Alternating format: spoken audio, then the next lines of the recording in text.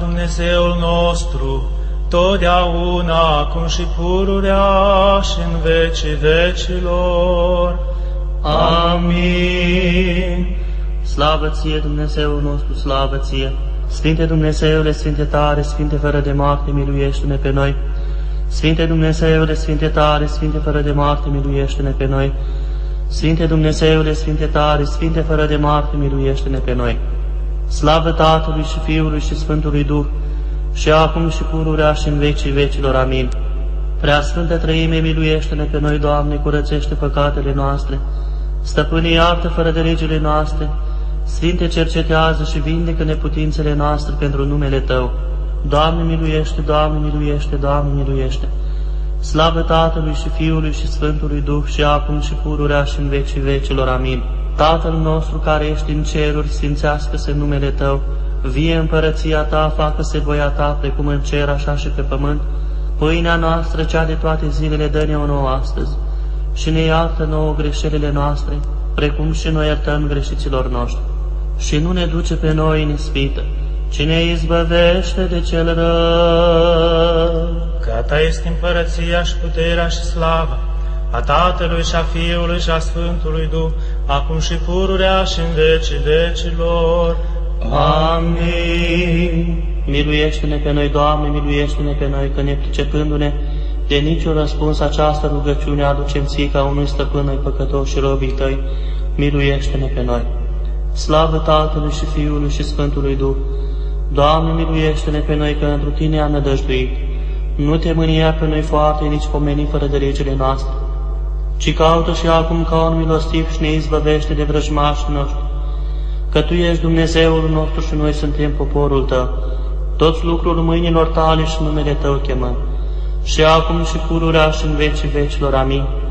Ușa milostivirii deschide-o nouă binecuvântată născătoare de Dumnezeu Fecioară, ca să nu pierim cei ce nătăjduim întru Tine, ci să ne mântuim prin Tine din nevoie, că Tu ești mântuirea neamului creștinesc.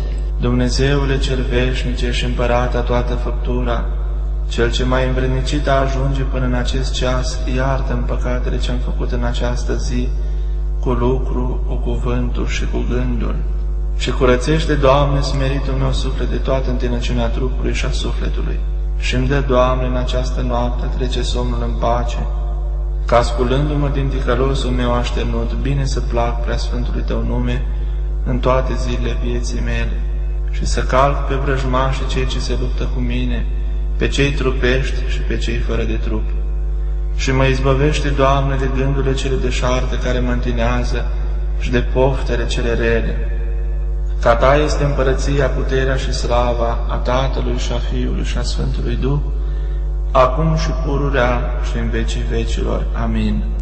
Atoțiitorule, cuvinte al Tatălui, însuți fiind desăvârșit Iisuse Hristoase, pentru multă milostivirea Ta nu te dezlipi de mine, robul Tău, ci odihnește întru mine pururea Iisuse, Cel ce ești păstor bun al oilor Tale. Nu mă dai ispitei șarpelui, nici nu mă lăsa în pofta satanii, că sămânța putrejunii este întru mine. Tu, Doamne, Dumnezeule, Cel căruia ne închinăm, Împărate Sfinte, Iisuse Hristoase, păzește-mă în timpul somnului cu lumina cea neîntunecată, cu Duhul Tău cel Sfânt, cu care ai sfințit pe ucenicii Tăi.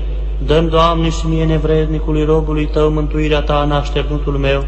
Luminează mintea mea cu lumina înțelegerii Sfintei Tale Evanghelii, sufletul meu cu dragostea crucii Tale, inima mea cu curăția cuvintelor Tale, trupul meu cu patima Ta cea nebiruită, cugetul meu cu smerenia Ta îl păzește și mă ridică la vreme cuvioasă spre a Ta slăvire, că prea slăvit ești cu Cel fără de început al Tău, Părinte, și cu Preasfântul Duh în veci. Amin. Doamne, Împărate Ceresc, Mângâietorule, Duhule adevărate, milostivește spre mine, păcătosul, robul Tău, și mă miluiește și mi-iartă mie, nevrednicului, toate câte am greșit Ție astăzi, ca un om, și nu numai ca un om, ci mai rău decât dobitocul. Păcatele mele, cele de voie și cele fără de voie, cele știute și cele neștiute, care sunt din tinerețe și din obiceiul cel rău și care sunt din voia mea cea slobătă, ori din lene, ori de m-am jurat cu numele Tău, ori de l-am hulit în gândul meu, sau pe cineva am ocărât, sau pe cineva am clevetit în mânia mea, sau am scârbit, sau de ceva m-am mâniat, sau am mințit, sau fără de vreme am dormit, sau vreun sărac a venit la mine și nu l-am socotit, sau pe fratele meu l-am scârbit, sau m-am spădit, sau pe cineva am osândit, sau m-am mărit, sau m-am trufit, sau m-am mâniat, sau stând la rugăciune mintea mea s-a îngrijit de vicleniile acestei lumi, sau răzvrătirea am cugetat, sau prea m-am săturat, sau m-am bătat, sau nebunește am râs, sau ceva rău am cugetat, sau frumusețe străină am văzut și cu dâns, sau mi-am rănit inima, sau ce nu se cuvine am gris, sau de păcatele fraților mei arăt, iar păcatele mele sunt nenumărate, sau de rugăciune nu m-am îngrijit, sau altceva rău am făcut și nu mă aduc aminte, că acestea toate și mai mari decât acestea am făcut. Miluiește-mă, stăpâne și făcător-mă, pe mine leneșul și nevrednicul robul tău, și mă ușurează și mă slobăzește și mă iartă ca un bun și de oameni iubitor, ca în pace să mă culc și să dorm eu păcătosul și necuratul și ticălosul, și să mă închin și să cânt și să preaslăvesc prea cinstit numele Tău, împreună cu al Tatălui și cu al unui născut Fiului, acum și pururea și în vecii vecilor. Amin. Doamne Dumnezeul nostru, orice am greșit în această zi, cu cuvântul, cu lucru și cu gândul, ca un bun și iubitor de oameni, iartă. Somn cu pace și fără durere dăruiește. Pe îngerul Tău cel apărător îl trimite să mă acopere și să mă păzească de tot răul, că Tu ești păzitorul sufletelor și al trupurilor noastre. Și Ție slavă înălțăm Tatălui și Fiului și Sfântului Duh, acum și pururea și în vecii vecilor. Amin. Doamne Dumnezeul nostru, în care am crezut și al cărui nume mai pretos decât tot numele îl chemăm, dă-ne nouă iertare sufletului și trupului celor ce mergem spre somn. Păzește-ne de toată nărucirea și fără întunecată dulceață, potorește pornirile poftelor, stinge aprinderea zburdării trupești și ne dă în curăție a viețui cu lucrurile și cu cuvintele, ca dobândind viață cu fapte bune, să nu cădem din binele Tău cel făgăduit, că binecuvântată ești în veci. Amin. Prea curată și binecuvântată de Dumnezeu născătoare Marie, Maica cea bună a bunului împărat, varsă mie la Fiul Tău și Dumnezeului nostru spre pătimașul meu suflet, și cu rugăciunile Tale mă îndreptează spre fapte bune, ca cealaltă vreme a vieții mele fără de prihană să o trec și pentru Tine raiul să dobândesc. Fecioară de Dumnezeu născătoare, care ești una curată și binecuvântată. Îngerul lui Hristos, păzitorul meu cel sfânt și acoperitorul sufletului și al trupului meu, iartă-mi toate câte am greșit în ziua de astăzi și de toată viclenia vrăjmașului meu celui potrivnic mă izbăvește, ca să nu mâni cu niciun păcat pe Dumnezeu meu, și te roagă pentru mine păcătosul și nevrednicul rob, ca să mă arăți vrednic bunătății și milei preasfintei Treimi și Maicii Domnului meu Iisus Hristos și tuturor sfinților. Amin. Apărătoare, Doamnă, pentru biruință mulțumiri, izbăvindu-ne din nevoie aducem Ție, născătoare de Dumnezeu, noi robii Tăi, și ca ceea ce ai stăpânire nebiruită, izbăvește-ne din toate nevoile, ca să strigăm Ție: bucură-te, mireasă, pururea Fecioară! Fecioară, care ești pururea slăvită de Dumnezeu născătoare Marie, Maica lui Hristos, Dumnezeul nostru, primește rugăciunile noastre și le du Fiului Tău și Dumnezeului nostru, ca să mântuiască și să lumineze pentru Tine sufletele noastre. Toată nădejdea mea spre Tine o pun, Maica lui Dumnezeu, păzește-mă sub sfânta cupărământul Tău. De Dumnezeu născătoare Fecioare, nu mă treci cu vederea pe mine păcătosul, ci la ce am nevoie de ajutorul Tău și de folosința Ta, că spre Tine nădăjduiește sufletul meu și mă miluiește. Nădejdea mea este Tatăl, scăparea mea este Fiul, acopărământul meu este Duhul Sfânt, Treime Sfântă, slavă Ție! Stăpâne, iubitorule de oameni, au doară nu va fi acest pat groapă, sau încă vei mai lumina cu ziua ticălosul meu suflet. Iată groapa îmi zace înainte și iată moartea îmi stă înainte. De judecata Ta, Doamne, mă tem și de munca cea fără de sfârșit, iar a face rău nu mai contenesc. Pe Tine, Domnul Dumnezeul meu, pururea Te mânii, și pe preacurata Maica Ta și pe toate puterile cerești și pe Sfântul Înger, păzitorul meu. Și știu, Doamne, că nu sunt vrednic de iubirea Ta de oameni, ci vrednic sunt de toată osânda și muncă.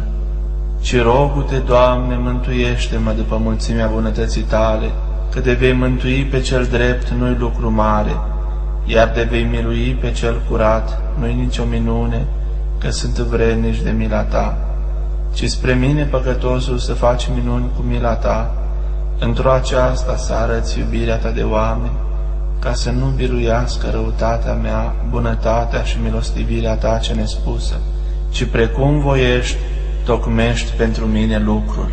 Mă închin ție, Preasfântă Treime, care ești o ființă de viață făcătoare și nedespărțită.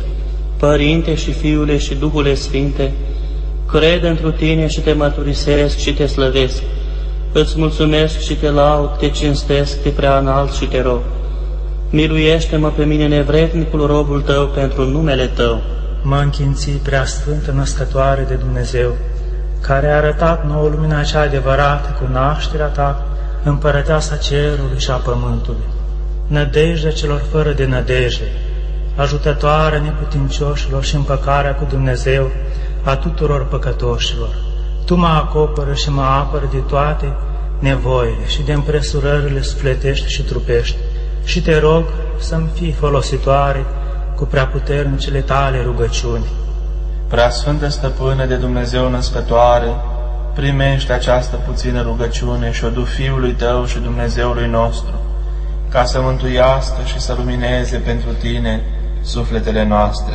Toate puterile cerești, scaunele, domniile, începătoriile, stăpâniile, puterile, heruvimii, serafimii, arhanghelii și îngerii, mă rog și cad înaintea voastră, rugați-vă lui Dumnezeu pentru mine păcătosul. Sfinte și mare prorocule Ioane, înainte mergătorule și pătăstorile al Domnului, Cel ce ai pătimit pentru Hristos și ai luat îndrăzneală către Stăpânul, roagă-te pentru mine păcătosul, ca să mă mântuiesc pentru rugăciunile tale.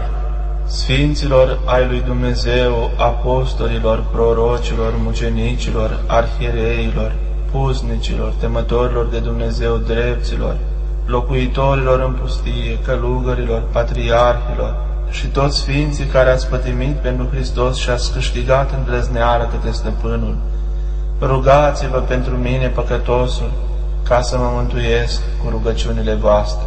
Sfinte Ioane, Gură de Aur, cu Vasile cel Mare, cu Grigorie de Dumnezeu Cuvântătorul și cu Făcătorul de minuni Nicolae, cu toți sfinții începătorii preoției, ajutați-mi și miluiți-mă cu rugăciunile și ajutorul vostru. Toate sfintele femei, mironosițe, mucenițe, temătoare de Dumnezeu și fecioare, care a slujit lui Hristos cum se cuvine, rugați pe Dumnezeu pentru mine păcătosul. Sfinte mare mucenice Gheorghe, purtătorule de biruință, și Sfântă Preacuvioasă, mult milostivă Maică Parascheva, rugați-vă lui Dumnezeu pentru mine păcătosul. Cea nebiruită și dumnezeiască putere a cinstitei și de viață făcătoarei crucii Domnului, nu mă lăsa pe mine păcătosul, ci mă apără de toată ispita cea trupească și sufletească. Prea curată Stăpână de Dumnezeu Născătoare, nădejdea tuturor creștinilor, pentru că altă îndrăzneală și nădejde nu am, fără numai pre Tine cea cu totul nevinovată, Stăpâna mea și Doamne de Dumnezeu Născătoare, Maica lui Hristos, Dumnezeului meu. Pentru aceea mă rog, miluiește-mă și mă izbăvește de toate răutățile mele și roagă-L, premilostivul Tău Fiu și Dumnezeul meu, ca să miluiască ticălosul meu suflet și să mă izbăvească de veșnicele munci și să mă învrednicească împărăției sale. Sfinte Îngere, păzitorul meu, acoperă-mă cu aripile bunătății Tale și izgonește de la mine toată lucrarea cea rea a diavolului și roagă pe Dumnezeu pentru mine păcătosul. Luminează-mi ochii mei, Hristoase Dumnezeule, ca nu cândva să adorm într-o moarte, ca nu cândva să zică vrăjmașul meu, întărită-mă asupra lui. Slavă Tatălui și Fiului și Sfântului Duh! Sprijinitor sufletului meu, fie Dumnezeule, că umblu prin mijlocul la multe curse, izbăvește-mă de dânsele și mă mântuiește, bunule, ca un iubitor de oameni. Și acum și pururea și în vecii vecilor. Amin. Preaslăvită Maica lui Dumnezeu, care ești mai sfântă decât sfinții îngeri, neîncetat te cântăm cu inima și cu gura, mărturisind că Tu ești de Dumnezeu născătoare, căci cu adevărat ne-ai născut nouă pe Dumnezeu întrupat și te rogi neîncetat pentru sufletele noastre. Să învie Dumnezeu și să se risipească vrăjmașii Lui și să fugă de la fața Lui cei ce-L urăsc pe dânsul. Să piară cum piere fumul, cum se topește ceara de fața focului, așa să piară diavolii de la fața celor ce iubesc pe Dumnezeu și se însemnează cu semnul crucii și zic cu veselie: Bucură-te, prea cinstită și de viață făcătoare crucea Domnului, care alungi pe diavol cu puterea celui ce s-a răstignit pe tine, a Domnului nostru Iisus Hristos, și s-a pogorât la iad și a călcat puterea diavolului și te-a dăruit nouă pe tine cinstită crucea sa spre alungarea tot pismașului.